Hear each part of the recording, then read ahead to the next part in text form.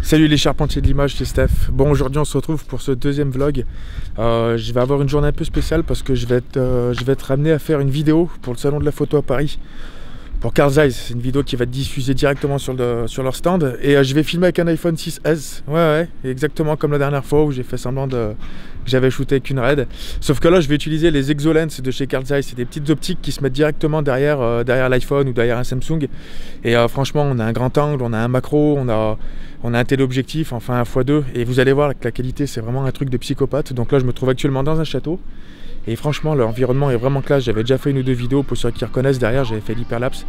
Donc là, je vais tout tourner ici. Puis j'espère que ça va vous plaire. Et puis je vais vous faire voir un petit peu mes techniques. À tout à l'heure.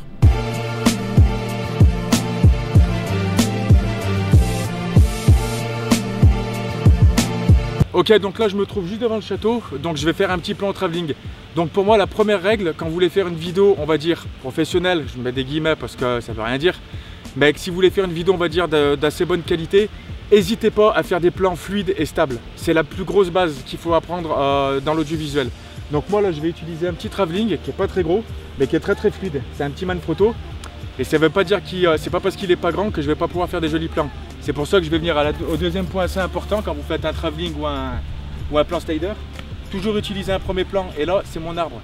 Donc avec l'arbre, en fin de compte, je vais avoir une sensation de profondeur sur mon travelling. Ce qui fait qu'on va vraiment voir que c'est filmé avec un travelling, même s'il ne fait pas 15 mètres de long. Parce que lui, le château, à cette distance, il ne va pas bouger si je fais un travelling. C'est pour ça qu'il faut toujours avoir un premier plan. Soit on prend un arbre, soit on prend des barrières, soit on prend ce que vous voulez. Mais il faut que ça soit quand même faut que ça soit homogène dans votre image. Si vous n'avez pas de premier plan, n'hésitez pas, votre travelling, à le mettre assez proche du sol. Parce que le sol, si vous le voyez, ça vous fait votre premier plan. Et là, on a la sensation de profondeur. Deuxième point important ici, je vais utiliser un grand angle parce que je suis trop proche du château. Donc je vais prendre un grand angle pour avoir un espace général du château. Et ça, c'est très important aussi. Sur un travelling, on peut le faire, on peut se focaliser sur quelqu'un, sur un gros plan, mais il faut vraiment que ça soit un point précis. Là, c'est mon premier plan de la vidéo, donc je vais avoir un plan général du château.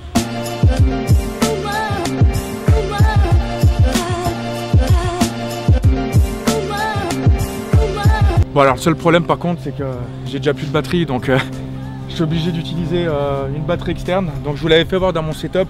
C'est une petite batterie où on peut brancher son téléphone dessus, 17 000 mAh presque, et donc franchement c'est une grosse tuerie. Donc voilà, le seul souci pour enregistrer avec un smartphone, moi j'utilise le logiciel Filmic Pro, ça me permet d'enregistrer en 4K et surtout à 100 mégabits. Donc on a un débit qui est vachement élevé, on peut régler l'exposition manuellement, on peut régler le diaph, c'est vraiment une tuerie et c'est pour ça que ça fait des plans, on va dire presque cinéma.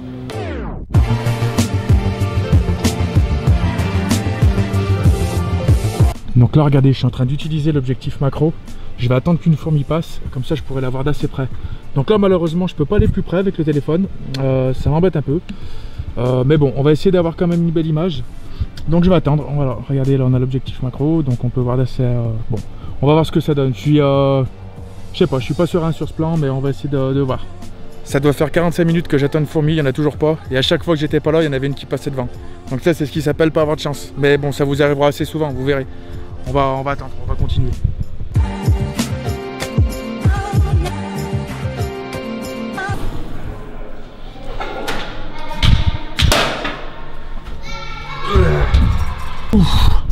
Bon, on va aller au panoramique. Je sais pas du tout où ça se trouve, je crois que c'est au deuxième étage. Donc là je vais finir par des plans, on va dire plutôt général, des gros plans. Donc pour vraiment voir la vue qu'on va avoir d'en haut. Je finis toujours sur un truc un peu large parce que ça donne une idée d'ensemble.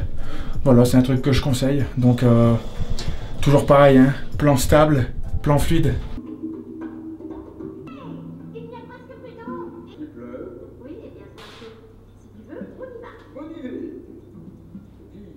Alors un truc aussi qu'il ne faut pas négliger, c'est les plans fixes. C'est pas parce que c'est un plan fixe que c'est un plan qui est moche. Donc trop souvent on veut toujours en faire un peu trop, faire des plans en travelling et tout.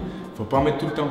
Donc là les plans fixes, si vous avez quelque chose d'assez beau on va dire, vous pouvez faire une profondeur de champ, vous pouvez faire un focus sur le sujet que vous voulez, faire du flow au premier plan et faire l'inverse.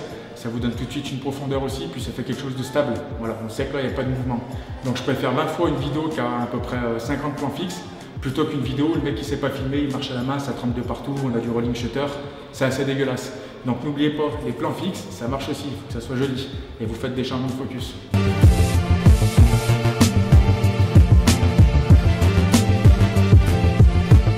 Donc là je suis en train de monter les escaliers. parce que je vais aller sur le toit panoramique, donc sur le toit du château. Apparemment il y a une jolie vue, donc je vais en profiter pour faire quelques plans. Bon, sachant que j'ai quand même un grand angle, donc je vais pouvoir l'utiliser, faire 2-3 panneaux. Puis on va voir ce que ça donne. Je pense que voilà, il fait assez joli, donc le temps est plutôt bon. Donc on va essayer de faire des belles images. On se rejoint en haut.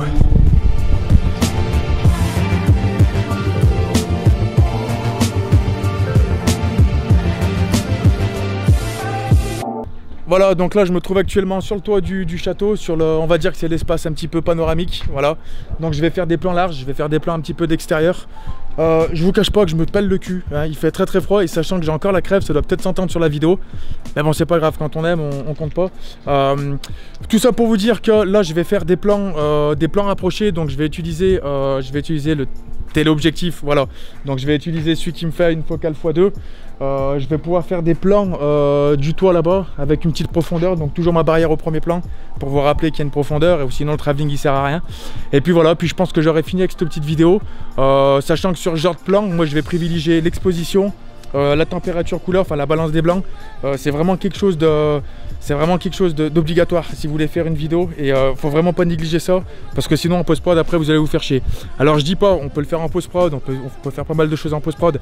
Il faut pas oublier que je suis en train de filmer avec un iPhone 6S, d'accord? Donc on shoot pas en RAW, on n'est pas sur des grosses caméras cinéma. Voilà, malgré qu'on peut faire quand même des choses plutôt sympas. Je vais continuer à faire 2-3 plans, je vais faire 2-3 travelling, je vais faire un petit panneau aussi, parce que sinon trop de travelling dans une vidéo ça tue tout. Et puis voilà, puis on va voir ce que ça donne. À tout à l'heure.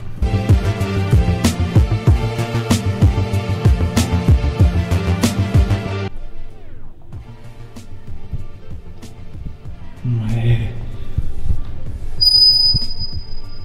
Qu'est-ce que c'est que ça? Ah ouais, il faisait pas chier à l'époque. Ah ouais. Bon, la tapisserie, pas trop à mon goût, mais voilà. Bon, vous imaginez, vous avez une chambre comme ça? Bon, je pourrais pas déjà parce que ça craque. Mais voilà. Ouais, on pouvait même attaquer. Regardez, on se croirait dans Reverse. Regardez. Oh putain, ouais, non, c'est génial ça. Oh, j'adore ça. Désolé, je vous fais là. Ah, ça c'est sympa ça. Oh, j'aurais kiffé moi voir ça. Ceci est une grosse cheminée. Je reprends l'ascenseur, j'ai horreur de ça l'ascenseur. C'est quelque chose que je supporte pas. Surtout les petits ascenseurs transparents comme ça où on va où on est. Statistiquement, l'ascenseur c'est le moyen de transport le plus sûr. Parce que oui messieurs, c'est pas l'avion. Tout le monde va dire que c'est l'avion, mais non. L'ascenseur est aussi considéré comme un moyen de transport. Et... Fermeture des portes. Je crois que je suis en train de vous dire une connerie. Descente. Vérifiez, mais l'ascenseur est vraiment le moyen de transport le plus sûr. Parce que malheureusement, oui, il transporte des gens, et par rapport au nombre de personnes qui prennent l'ascenseur chaque jour, c'est l'ascenseur qui a le moins d'accidents, mais ce n'est pas l'avion. L'avion arrive en deuxième position. Je dis peut-être des conneries, j'en sais rien, hein. Je suis pas Mac Lesguy ou... Mais bon, oui, bon, ça va. Bon, là, je suis en train de tourner le plan final. Ça va être le plan en contre-jour, parce que le soleil il commence à se coucher. Alors, je sais pas, il se couche où, mais... Bon allez, j'arrête de faire le con. Ça va être un plan en contre-jour en fait. Donc comment je vais faire pour faire mon plan en contre-jour? Eh ben tout simplement, mon exposition je vais la faire sur le ciel. Comme ça j'aurai rien qui est cramé. Et en fin de compte tout le reste apparaîtra comme une silhouette en fait. Donc là regardez, je vais vous faire les réglages sur le boîtier vu que je suis en manuel. Donc là je vais monter juste, bon je ne pourrai pas vous le faire voir mais je vais monter mon shutter. Regardez, là je suis exposé correctement sur le ciel. Voilà, je fais juste ma mise au point loin. Voilà, donc mon plan va ressembler à peu près à ça à la fin. Donc tout ce qui sera ici, eh ben on sera sous axe, donc en contre-jour. Sachant que l'iPhone, il n'a pas une grosse plage de dynamique, donc ça sera encore beaucoup plus prononcé que ça.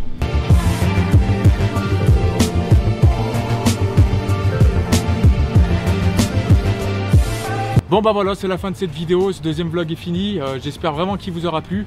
Je vous cache pas que j'avais perdu un petit peu la motivation de refaire des vidéos, sachant que j'avais eu pas mal de soucis au niveau de la caméra, des soucis personnels aussi. Donc là, j'ai lu quand même vos messages, vos commentaires et ça me fait vraiment plaisir et c'est pour ça que je vais continuer et 2 fois plus qu'avant. Donc si la vidéo vous a plu, n'hésitez pas à la partager et à mettre un pouce bleu, ça me ferait vraiment plaisir. N'hésitez pas à vous abonner si vous ne l'êtes pas déjà.